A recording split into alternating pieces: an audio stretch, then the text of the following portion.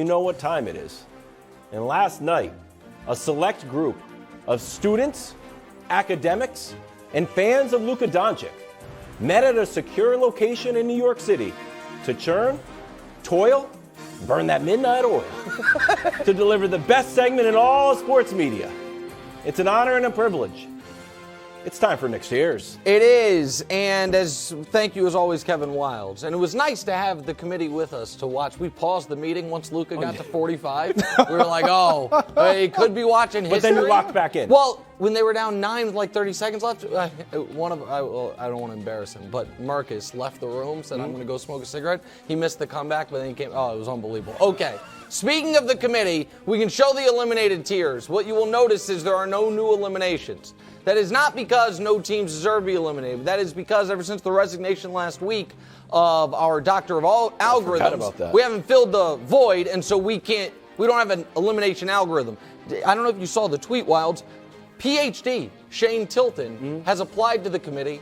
We're reviewing his resume as we speak, so we might fill the committee by next week. Okay, there's the eliminated tiers. Told you guys Texans were frisky. Now to the actual tiers. Not good enough. This is very simple. The Titans, the Patriots, and the Panthers, they're not good enough. They're not going to make the playoffs. They're not very interesting, and we don't need to talk about it anymore. NFC Survivor, one of these teams will make the playoffs. It was looking like Washington until Washington made the bizarre decision to go back to Carson Wentz. Tough call. We're pulling for Seattle and Geno, but we think it's going to be Detroit. But one of those teams is going to be the 7th seed. AFC Survivor, it's going to be Miami. And in fact, Miami is going to lock it up probably this week when they beat the New England Patriots if the Jets can't go to Seattle and win. But one of those two teams will be your 7th seed in the AFC. It better be Miami too, because you can't go from 8-3 to out of the postseason. Slightly scary tier. You can see the path for either of these two teams to make round 2. For the Giants, it's very simple. They might get Minnesota in round 1. We just saw them play in Minnesota, and it took a 61-yard field goal at the gun by Greg Joseph for Minnesota to win that football game. So the Giants know they can play with Minnesota. Tampa, on the other hand, we've been over this about why they are slightly scary because of their pedigree and their quarterback. Either of these teams would likely be going to Philadelphia in round 2. And that would be slightly scary for Philadelphia. For the Giants, because it would be the 3rd time they're playing them this season. For the Bucs, it would be because they beat them in the postseason last year. Next, what is this not, Wildes? Oh, it's not the standings. Not the standings. These two teams are 22-8. But it's hard to truly trust either one, even though the record demands we do. Baltimore, it's almost impossible to handicap right now. Right now, they're being carried by a defense that made some additions at midseason, and they deserve credit for that. But when is Lamar coming back? What is he going to look like when he comes back? The Vikings, on the other hand, I'm a little concerned. Do you guys remember the best Vikings team of my lifetime, maybe any lifetime? The 98 Vikings. They had an unbelievable streak going. Their kicker all year long had not missed a single kick, field goal or extra point. And then, in the playoffs, missed a kick to put him in the Super Bowl. A little part of the committee believes the Vikings, which has not lost a close game all year long, come the postseason, is going to play in their first close game that they are not able to pull out of the fire. So the Vikings, not the standings, we're impressed with your record, but not quite as much as you would like. Next, QB Mount Rushmore. Oh, God. Here's what I mean. Excuse me. Oh, God, over there. Bless you. Mahomes, Burrow, Allen. Your 3 premier quarterbacks in football. There's a 4th spot on the Mount Rushmore. These two teams are going to be playing each other in round 1 of the postseason. The 4-seed Jaguars versus the 5-seed Chargers. The winner of that game, for the quarterback wins, folks, will have a playoff victory. And the 4th spot on the modern-day quarterback Mount Rushmore. It's undeniable. Next, round 3 on deck. I'm not convinced, and the committee is not convinced, that Philadelphia, as presently constituted, with no Lane Johnson, with a banged-up Jalen Hurts, is better than Dallas. But we are going to get to find out when we see these two teams play, assuming Philadelphia holds on to the 1 seed and assuming Dallas can dispatch of Tampa in round 1. We've talked about it. I think Dallas is right now slightly underrated by the general media, and we like Dallas's chances there. Game of the year. The Bengals have dropped from their perch atop the tiers. the Bills have moved up a bit after another game where they didn't play great, but they ended up actually blowing the Bears out at the end. This weekend game of the year. If Buffalo wins, they're the 1 seed. It's exactly what they'd hoped for at the beginning of the year, and they would have beaten Kansas City and Cincinnati, and Cincinnati could fall all the way to the wild card spot. If Cincinnati wins, Buffalo wakes up on Tuesday morning as the 3 seed, and Cincinnati is alive for the number 1 spot.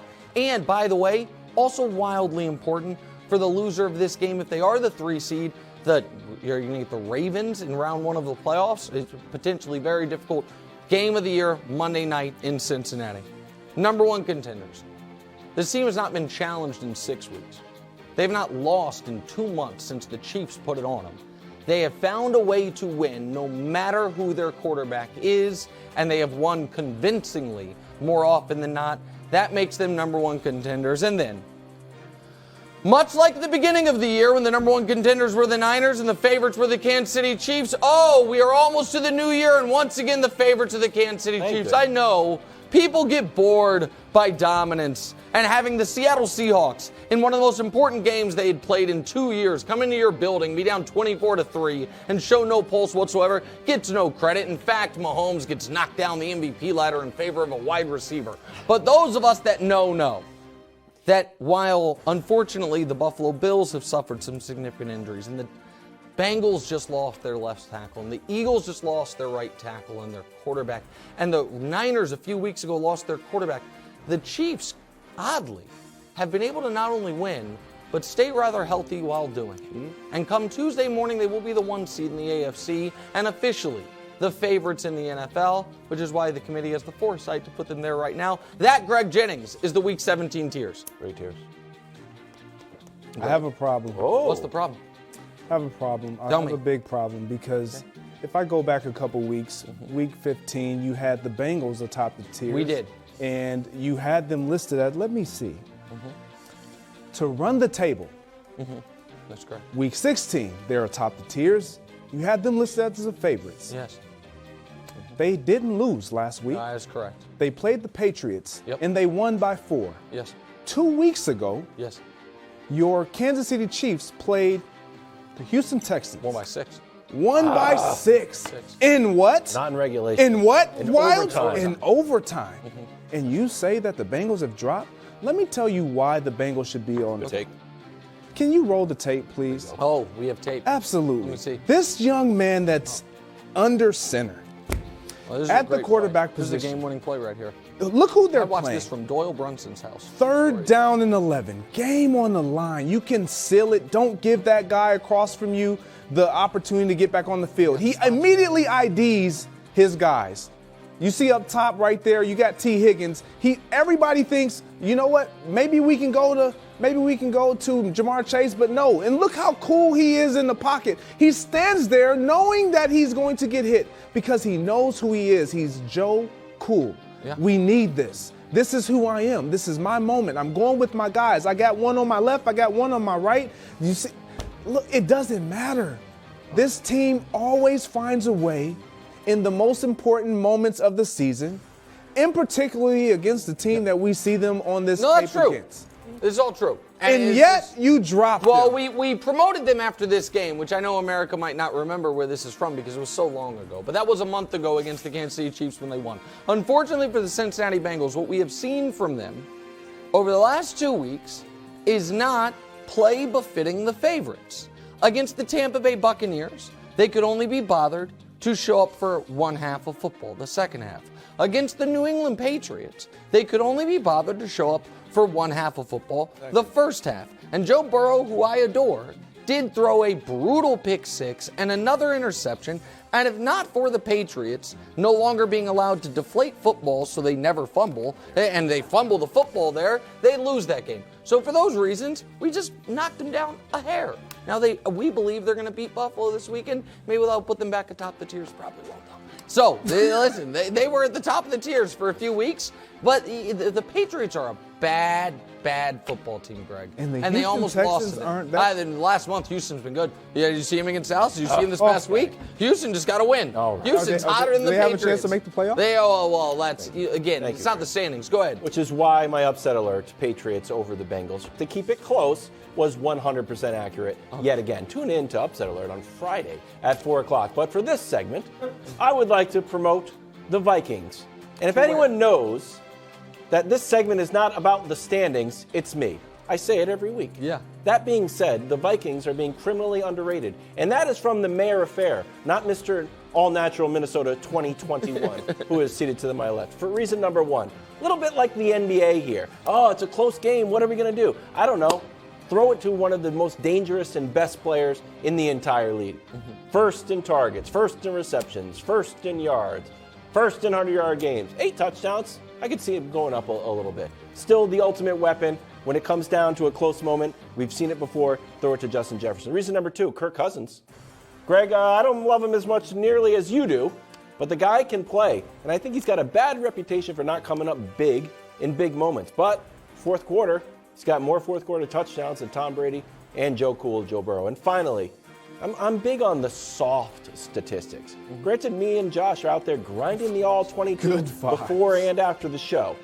But just general good vibes. I think good vibes on a team are great. So we obviously had all this stuff on the plane. They've sort of dialed this back a little bit. But after the last win, this was after the Colts win. Here was Kevin O'Connell, the coach. Take a listen. I like that. Out there sounding like you on the Friday before Christmas, spilling your guts all over the table. All right. You know what? I got to tell you something. I hadn't seen that video, Greg. Yeah, say it. Something there. Can we show the tears? Do we have time? I think I've got to do it. I've got to drop the Vikings. Oh my gosh. Coach is crying after a regular season win. He's crying. I didn't like when he said, until they don't let us play football. He's crying. I've liked Kevin O'Connell. Dan Campbell that video. Yeah, and you know what? Dan Campbell. Oh God, Dan Campbell has a manlier cry than that one. I don't love it. I got to tell you that much. Kevin O'Connell, everybody loves you this year. I hadn't seen that video. What tier are they going down to? They're going down to slightly scary. We're redoing it. It's no longer not the standings. They're dropped to slightly scary. So there it is. Sorry, Wildes. Worked against you. Okay, coming up next. Where's Derek Carr going? Nobody quite knows. Probably not Las Vegas. My voice cracked when I was saying, you guys, I love.